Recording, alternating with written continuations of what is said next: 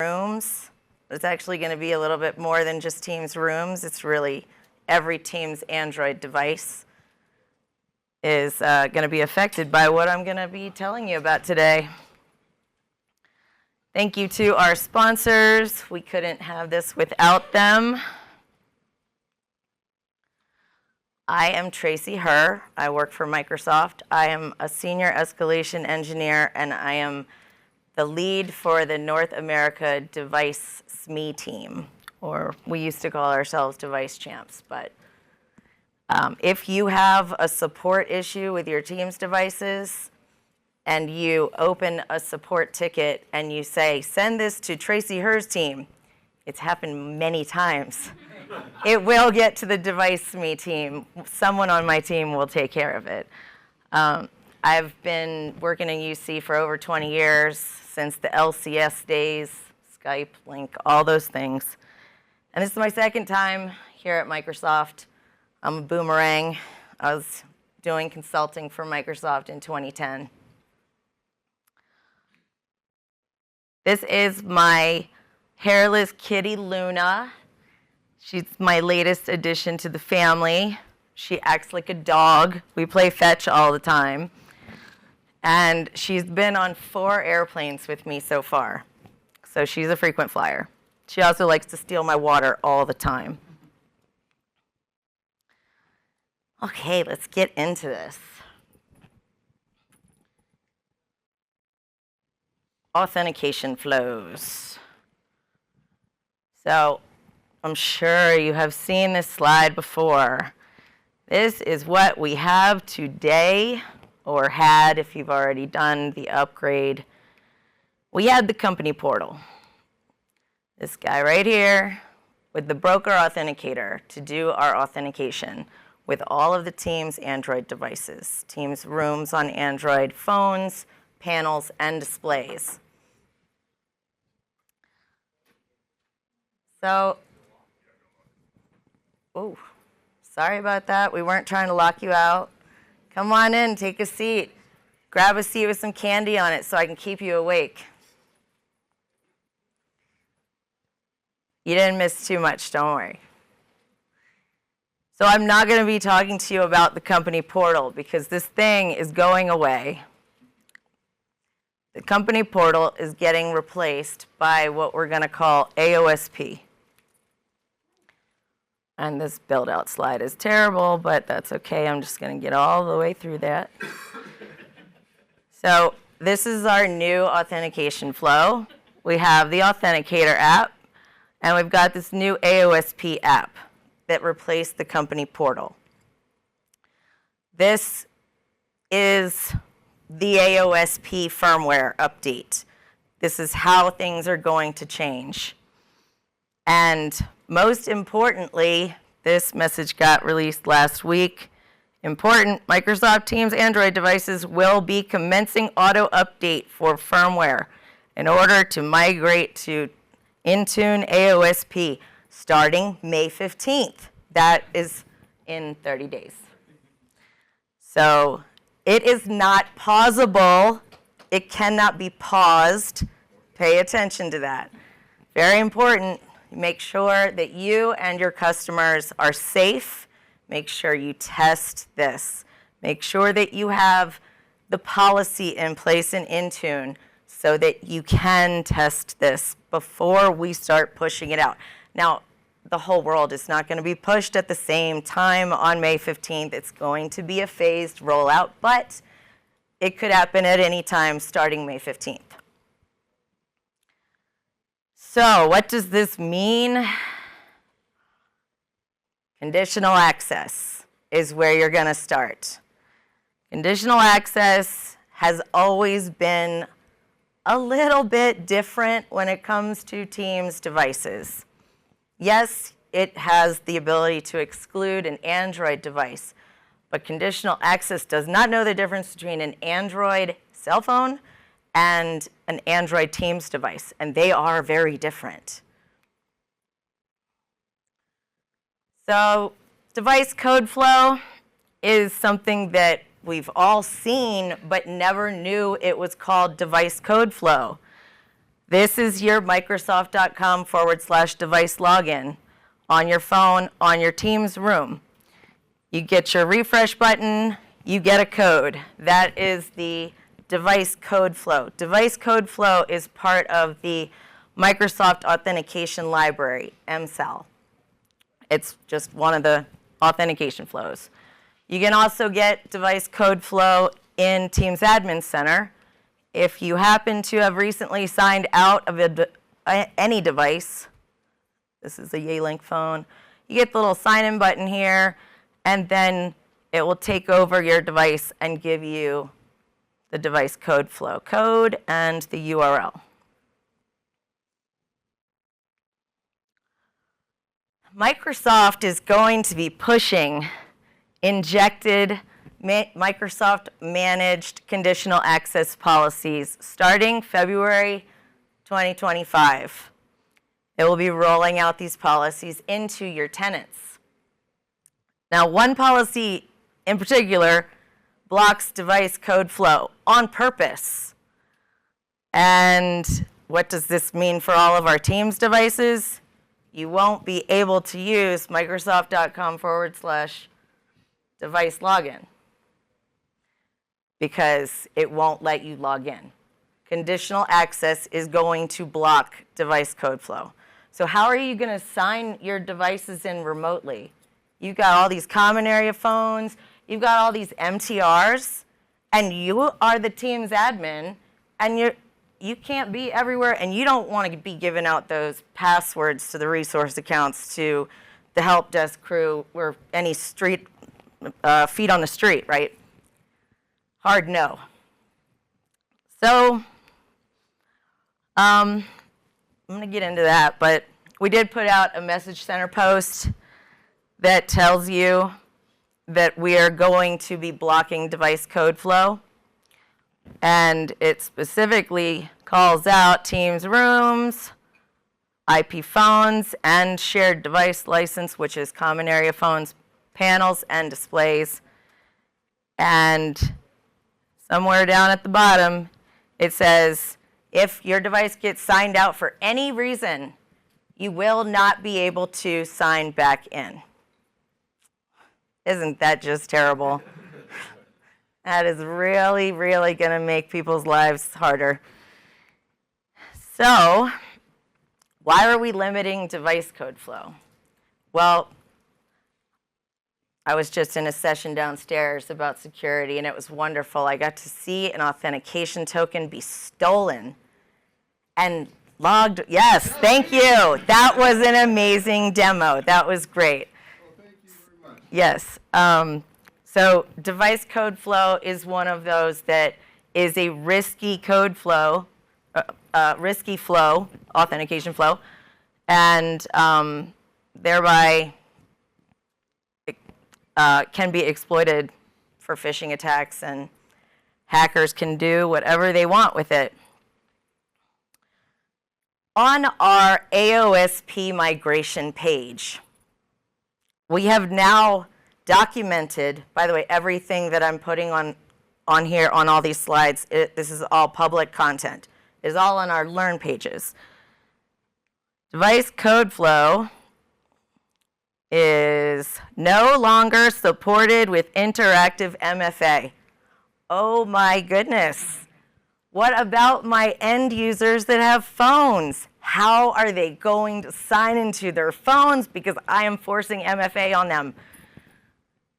Well, they will have to use the actual interface on the device to sign in, unless we do something about this. Now, I'm not going to tell you this is best practice. I'm not going to tell you this is supported. I'm not going to tell you any of those things because some of this stuff is still being worked out, honestly. But I want you to be prepared when you upgrade your devices to AOSP, and then all of a sudden your device signs out, and then they can't sign in because, of course, the user has to do MFA. So what happens is actually when the device updates to the AOSP firmware, there's this thing in the background that is trying to request an authentication token so it can stay signed in. Well, it makes that request, but then conditional access says, nope, I need your MFA. Where's the MFA prompt? It's invisible during this migration, unfortunately, so no MFA prompt happens. The device gets signed out. That is by design because it can't get a token. So what can I do about this? We have added this nifty little thing in here called authentication flows. Wonderful. I can allow device code flow. That's awesome. Do you need to allow device code flow on just one policy? No. On all the policies? Possibly. On any policy that requires MFA as your grant control? Yes, if it's applying to the users or the resource accounts. That is how you'll still be able to log in using Microsoft.com/device login. And remote sign-in is great, makes everybody's life easy, but it is risky. And here is the second Microsoft injected conditional access policy, the Microsoft managed policies. These 5 are going to be rolling into tenants. So this one specifically calls out, you must do MFA if it is a risky sign-in. Device code flow is a high-risk authentication flow that is documented as high risk. So this could also affect any of the devices that are signing in. When you have a conditional access policy that does this to you, high risk, require this, the authentication token that you had is now revoked. And when a token gets revoked, it means that the device object in Entra is now stale. So we have this thing called device limits. And then you sign your device back in and it creates a new device object underneath that resource account. And every time a token gets revoked, you get a new device object created. And if that happens 20 times, in some tenants, the default device limit is 20, and then you can't sign in anymore. It's all about the tokens. This is why I was giving out these. I was hoping they would be actually circles, but when you open up the package, it is a circle. That's your token. Everybody got one. All kinds of different tokens. I'm not really going to talk too much about tokens. This is kind of in the weeds. But with our Teams devices, we do a lot of silent refresh tokens, always asking for tokens in the background. You don't know. It doesn't tell anybody it's asking for another token. Every time it asks for another token, conditional access has to check. Can I give you that token? Did you do the MFA that I am required to make you do? Or are you compliant? Conditional access is asking. It's asking the device, it's asking Intune. And if conditional access deems it okay, you get that silent refresh token. If conditional access says, oh no, there's something wrong, you're not compliant, Intune just marked you as not compliant, you can't have the token. Now the device signs out. So I'm going to pause here to kind of let a lot of that sink in.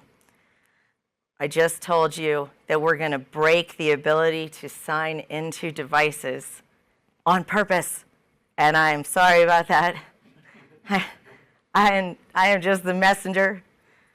But there's also this new thing called authentication transfer. I didn't even know what authentication transfer was until recently. Authentication transfer is when you have these QR codes on the panels or the MTRs. We don't have them on our phones, but we have them on displays as well. And that allows you to do the same thing as the device code flow, right? So it gets you signed in remotely, passing this authentication through the QR code and transferring it to a different device. So in the conditional access authentication flow area, you have the ability to allow authentication transfer. If you want to have these QR codes work, you're going to have to allow that too. In some cases, maybe not all cases, and this might change with the next Teams app, I don't know, common area phone interface needs authentication transfer. And don't ask me why. This is just my own personal experience.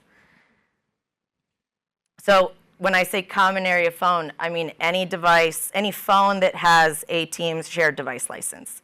Because with the Teams shared device license, we are pushing down the common area phone interface. We do that on purpose because it's only $8.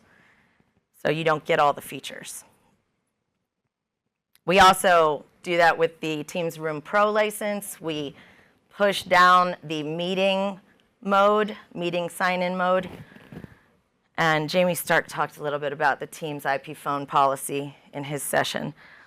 You can set these modes with the Teams IP phone policy in PowerShell, but not when you're using these two licenses, because the license will always override whatever your Teams IP phone policy says.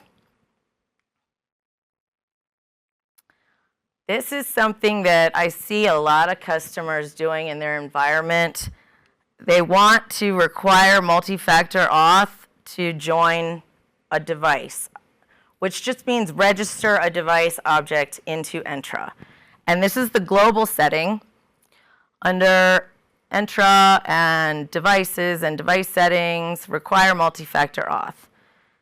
So because this is global, you can't pick and choose who this applies to, and you cannot use MFA in any sense with a Teams Room on Windows device. It just doesn't work at all. So we have to tell our customers to turn this off, and they don't like that. They don't like it at all.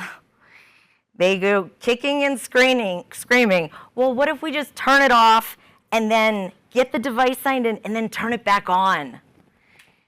I mean, you can do that, but your device is eventually going to sign out for some reason. They don't stay signed in for years and years. Something is going to happen. So this is the way we fix it. In conditional access, we can do this target resource, register, or join device. So, and because it's in conditional access like this, we have the ability to specify what users we're applying it to and what users we are excluding. So on the right is good, on the left is bad.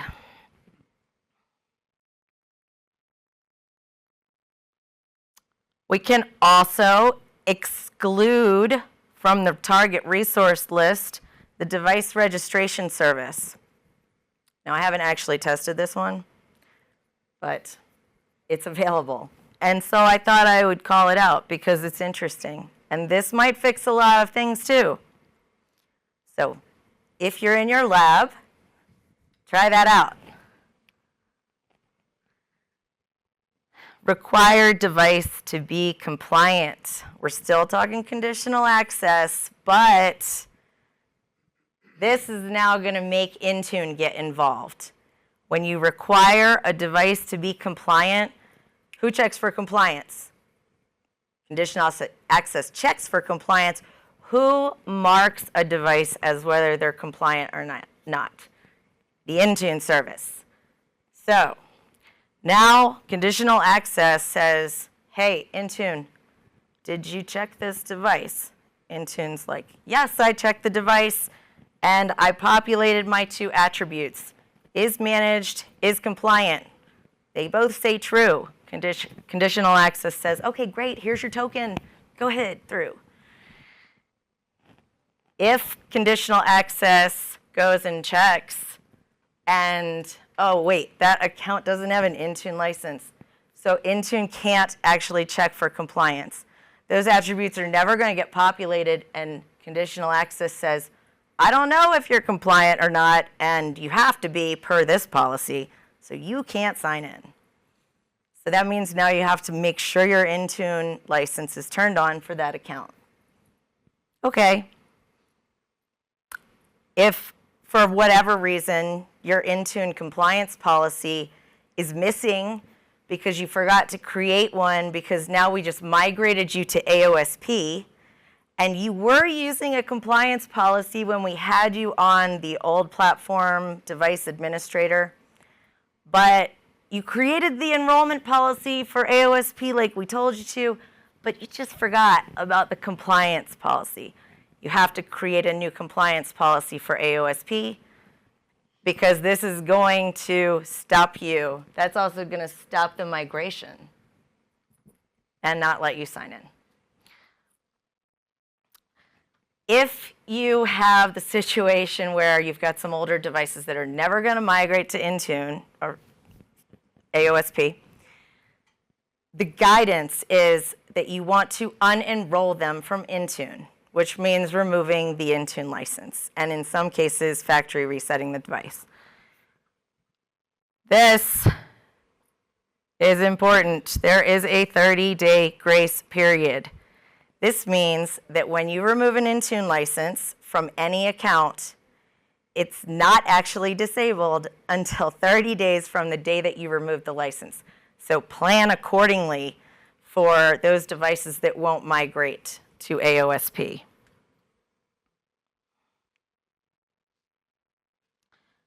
We still have the chicken and egg scenario, and this confuses some people because they're like, I just factory reset my device and it signs in fine, but then it gets signed out and then I can't sign it back in. Yes, that is by design, because the first time you sign a device in, there's no device object in Intune or Entra, so conditional access can't ask Intune if the device is compliant because the device doesn't exist. So conditional access would be blocking it normally, except we make an exception the very first time. Chicken, egg. So the first time you get in. Every time after that, if you're not set up properly, you'll be blocked.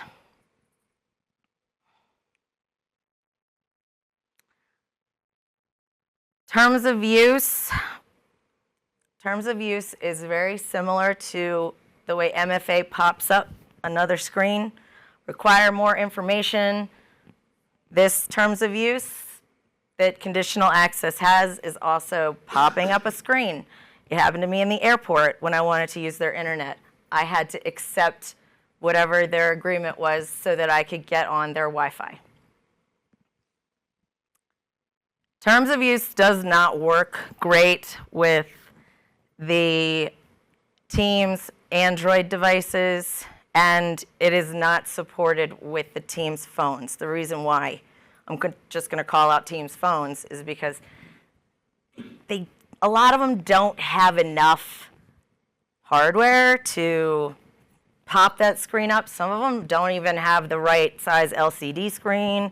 Some of them aren't touch enabled, so it gets really hairy. So we just called it out. It's not supported. MFA and terms of use is not supported with Teams phones.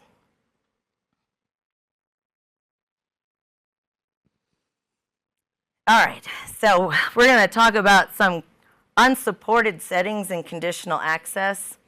We've got a nice table. It's on the internet, on our Learn pages, and there are a lot of unsupported settings in conditional access policies. Is anyone here a conditional access admin or security admin? Anybody? No? Okay. Oh, good, good, excellent.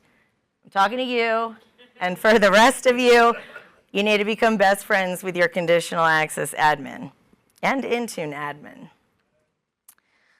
These filter for device settings in the conditional access policies will allow us to filter out the device objects based on model, manufacturer, and sometimes display name for about the first 60 seconds before Intune changes the name of the device. The model and manufacturer attributes only get populated by Intune. So if there's no Intune license, this filter isn't going to work because Intune won't have those attributes populated.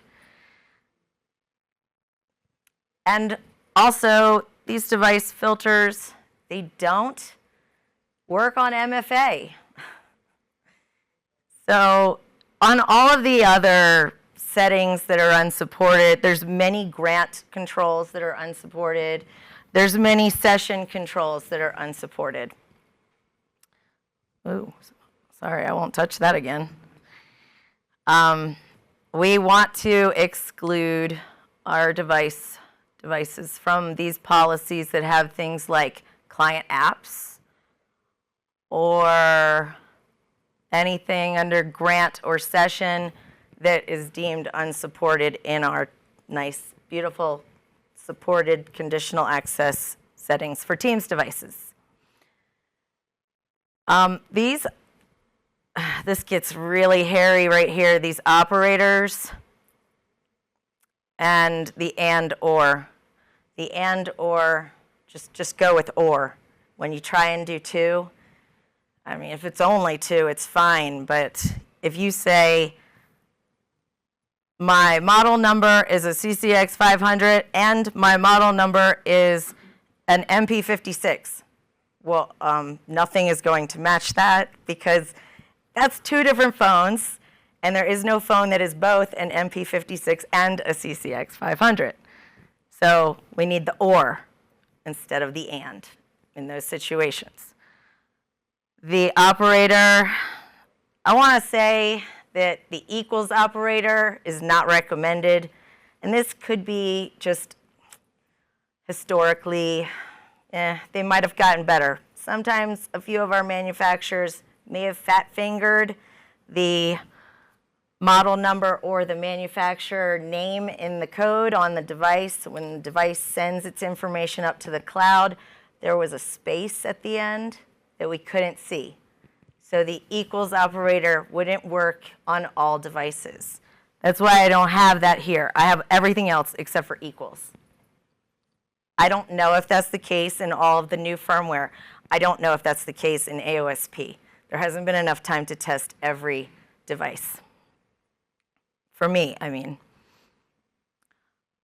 We also have to kind of know about the negative operators. So I just showed you an example of positive operators. So we're looking for all those attributes when the device signs in. The device is not registered because it's the first time it's signing in. So is the device filter going to apply? No, because the device objects are not there. But if you use a negative operator, when you have an unregistered device in Entra, it's going to apply the filter. That's amazing to me. I don't know how it does that. So try that out at home. And negative operators are all of these here. Not in, not contains, not ends with, not starts with. All right, filter for devices. The unsupported settings for the Teams devices, when you get this slide deck, the link will be in here so that you can see the table. I will show it to you also. It only affects the Entra ID device objects. It does not affect the user account when you filter for devices. You can't sign into anything with a device object. You sign into things with a user account. Device objects are just there to facilitate the token flow of, can I stay authenticated, Mr. Conditional Access? Maybe, sometimes. Filter for devices cannot exclude a device object from MFA or a user account that is requiring MFA. The only way to exclude MFA is excluding the user account. Now, I found this pretty interesting, and this is where I'm like, you guys are going to go to sleep. So eat that chocolate. Our identity team, which are the people that are responsible for Entra, they seem to think that continuous access evaluation is partially supported with Teams on Windows and Teams Android. Does that mean my MTRW and all of my Teams Android devices can have partial support for continuous access evaluation? No. Teams rooms on Windows not supported. Continuous access evaluation, Teams rooms on Android and panels and phones and displays not supported. So there's disconnects in the documented information between our identity team and our Teams team. Listen to the Teams team. They know what they're talking about.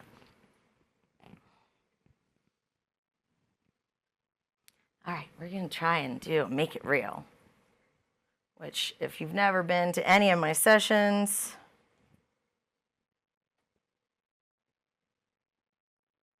it is when I start doing demos. This is the table I was referring to. Supported conditional access policies for all of the Teams devices. It's going to tell you what is supported on Windows and Android devices.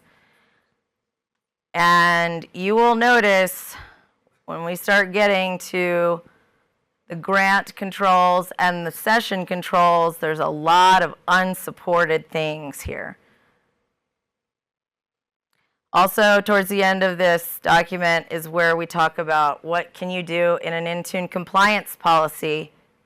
We just recently updated this for AOSP. So pay attention.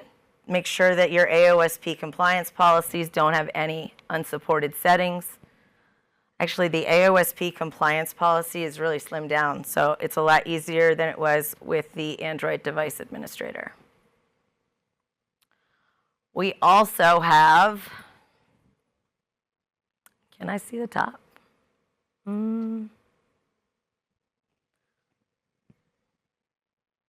Might have to do this differently.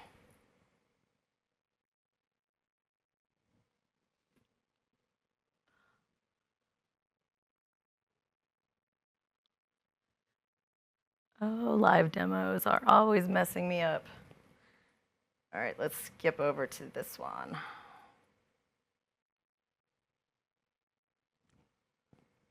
We're going to look at some of what I was talking about. So I'm over here in my demo tenant. I'm looking at my device settings, trying to look at my device settings. Got my multi-factor. Here's my device limit. I had to set mine to 50 when I started testing AOSP because I kept getting blocked with the device code flow thing.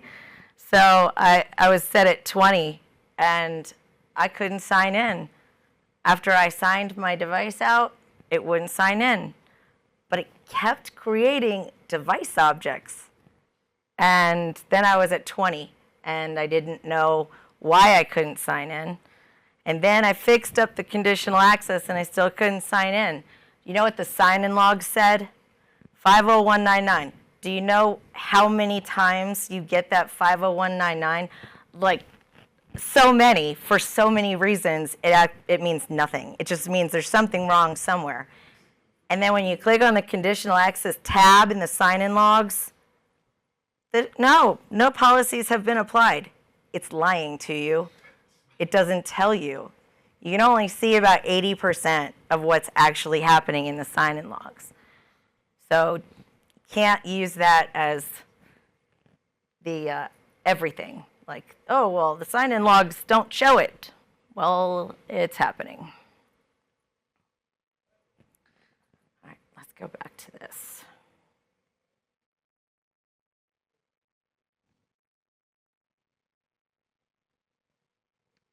Oh.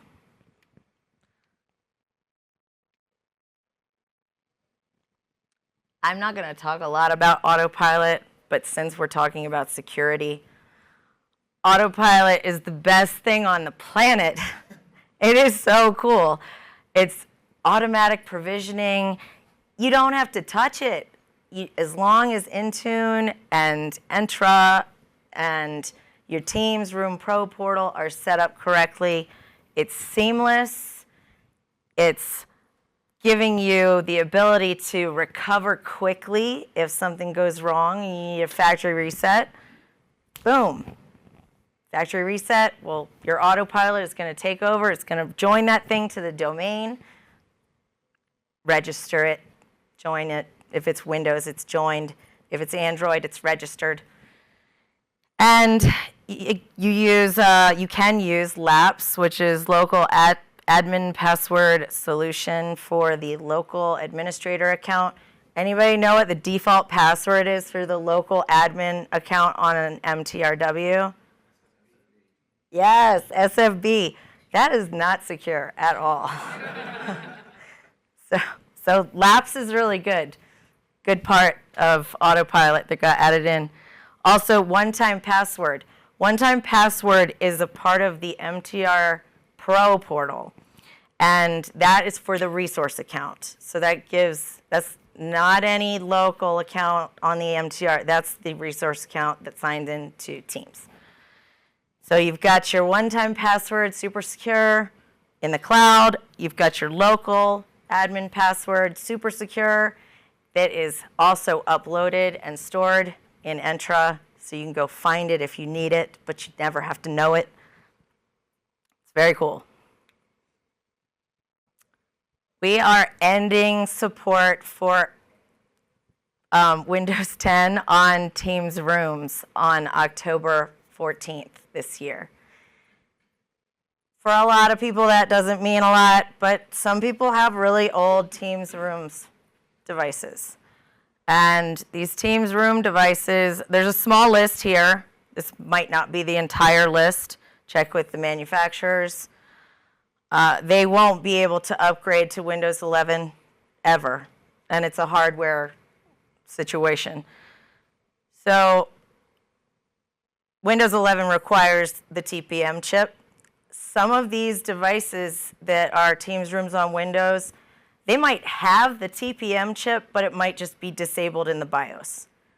So before you think that, oh, I'm going to have to go buy a new device, check the BIOS and see if the TPM chip is there. We've had a lot of customers in that situation where they actually don't have to replace the device. Great for them, yay, because they cost a lot of money. So I asked, why? Why do we do this? Why is it so important to have TPM? And the answers I got were TPM gives you the SoC, Secure on Chip, which stores your BitLocker on the chip, which is hardware storage, can't be hacked. Well, what was Windows 10? Because Windows 10 had BitLocker too, right? Windows 10 stored the BitLocker key in the software, not in a hardware chip. So it might not have really been that secure. Probably hackable for somebody. So Windows 11 has better security. But if you do have one of these devices on this list here, the Series 7 Intel chip or Skull Canyon, they will not be able to upgrade ever. I'll come back to that, make it real, as soon as I finish here. Because I want to show you some of these error messages. Now, these have been around since we were on the old platform. When you go to the AOSP platform, you will still have the cannot connect to workplace join. It's always going to be there. Anytime you have an MFA or DCF situation, you will see cannot connect to workplace join. That means that the Entra device object has a problem getting a token. The device itself can't get the token because the device object can't get the token. Or can't register, that too. And we still have, if your device does not meet the compliance requirements, that's Intune. Keyword compliance, that means Intune. And could not enroll because of a device limit. This is a nice one. It actually really calls out exactly what the problem is. However, there are 2 device limits, one in Entra, one in Intune. So luckily, this one tells you Intune. It says in the actual error. So you know that that's the Intune device limit. Now, by default, the Intune device object limit is 5. Well, what happens if you have a Teams room that has, it's an Android device, it's got a touch console, it's got your front of room display, and it has a panel, a scheduling panel sitting outside the conference room? That's 3 device objects. What happens if all 3 of them get signed out? One of them's not going to be able to sign back in because of this 5 device limit in Intune. So you'll probably need to create a new device limit policy in Intune for your conference rooms, just because you're signing all 3 devices in with the same resource account. And this is the Make You Happy slide. We have done some really great things with the UC Lobby module. So what you can do with the UC Lobby module, you can push configuration profiles to the devices with PowerShell, with a CSV file. You can update devices, because we're updating them for you right now, starting May 15th. But you can do it yourself. You can also check on the health of your devices, and you can check to make sure your conditional access and Intune policies have supported settings. This one, test UC Teams device compliance policies. That one's going to check your Intune compliance policies. This one, test UC Teams device conditional access. What do you think that does? Test your conditional access policies.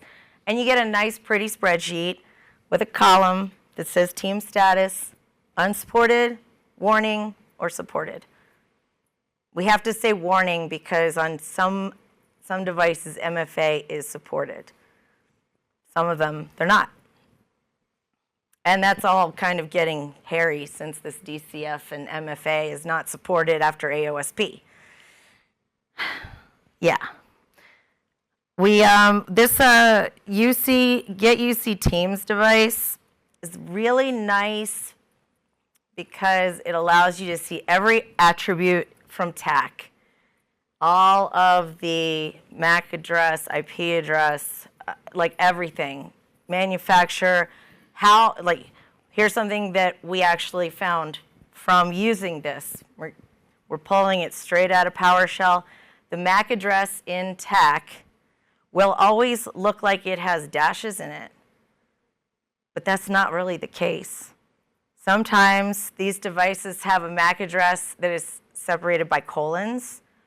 Sometimes it's separated by dashes. And sometimes they're all smashed together and there's no separation of the digits. So this actually fixed some customers when they were trying to bulk sign in their SIP gateway phones because they didn't know the MAC address, didn't have dashes. TAC showed you that it does have dashes, but it doesn't actually have dashes. So this shows you the truth.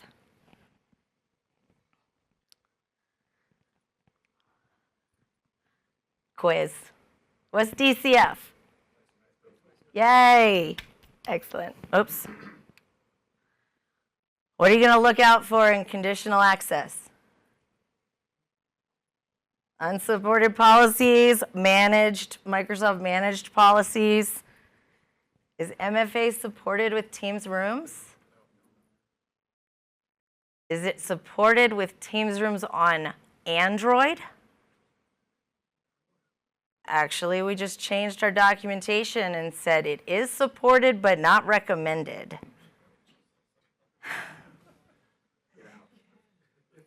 Definitely not supported on MTRW, but hey, if you want to use MFA with a Teams Android device, you can. Not recommended. We have 13 minutes. Any questions? If not, I'm going to show you some live demo things. Still supported to bypass DCF by using a pass token. So you log into your browser as you do MFA as you do a device logon. You can just pass that code right to log in. Are you a device enrollment manager? You're logging in as yourself? No. You log in as so you do an in-private login. Log in as the device on your Windows device. You can get MFA there. You MFA it. So you go to my account, something like that. Just log in as the room. Then I go to device logon / Microsoft.com/device logon. Put in the code and just log in. Because there's no MFA prompt anymore because you've already done it on the browser. Right. That's why they decided to allow it with Teams Android devices, all Teams Android devices. We already allowed it for Teams phones. Right, because you already logged in. It's just passing. Yeah. Okay. Let's see. Can I get this to work? Maybe.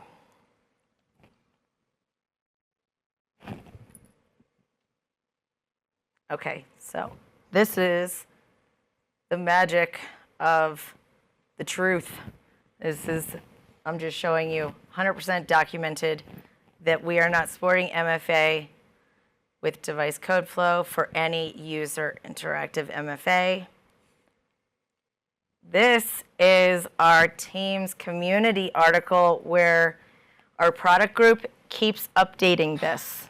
It's almost like weekly at this point. Yeah, almost daily. You're right. Especially because we just added the auto update. When is this going to start getting the auto push? And for devices like this neat device, we don't even have the AOSP firmware yet. So of course, we're not going to be pushing it on May 15th. For a lot, actually, yeah, this was updated probably today because there was a lot more TBDs on the right column. So yes, always pay attention to this. It's a lot easier for us to update the tech community page than it is for us to update the official Learn page for this migration document. It takes about 2 weeks for us to get anything on the Learn pages updated, which is why with all the changes, just keep going to the tech community article here. And this supported, non-supported, conditional access policy situation, I like to call it situation.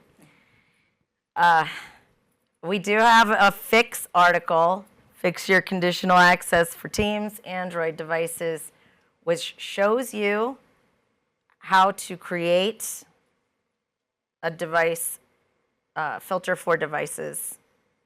It's an example. Yours doesn't have to look exactly like that.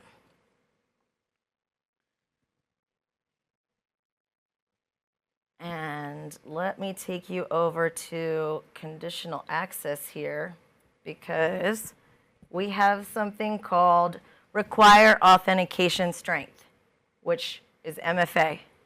But actually, it's a lot more than just MFA. It's MFA passwordless, MFA for phones, phishing resistant MFA, all kinds of MFA, MFA plus SMS, and FIDO2. None of this works with the Teams devices. It's listed as unsupported, even though we support MFA, but it just doesn't work. So if you have this box checked, require MFA, you can't use that. This one is supported, require MFA. This one, not supported. And the last thing I want to call out is session controls. We have one session control that is supported. I don't know why that's grayed out right now, but I'll worry about that later. Sign-in frequency. You know what? Let me change that. Save.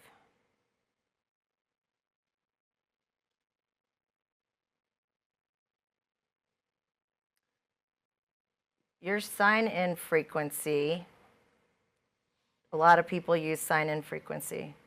We're going to go 7 days. I am now requiring periodic re-authentication every 7 days. You could do this on all your user accounts, all your resource accounts. It is supported with all the Teams devices. It will make your devices sign out. It will revoke the token, which will invalidate your device object. When you sign back in, you'll get a new device object. It's not going to block sign-in, but it is going to make your devices sign out. So if you want to have that happen on all of your Teams phones, keep your users in practice, you got to know how to re-sign in your device. I'm going to make it sign out every month so you can stay in practice. No. Probably not, but that's what's going to happen. Phones are going to sign out, MTR on Android, panels on scheduling panels on the wall outside of the conference room, they're all going to sign out. So just beware that that is going to happen. If you have multiple policies with sign-in frequency, the Teams Android devices get a little confused. And it says 7 days, but when you have 3 policies that have like 7 days here, 28 days here, 365 days here, the Teams Android devices are like, what? I'm just going to go with the word periodic, and I'm just going to randomly sign out. Yeah. All right, so any questions? This is the conclusion of my session. Thank you all for listening and learning and knowing about the dangers of conditional access with your Teams devices. And I hope that you got a lot out of it. Thank you.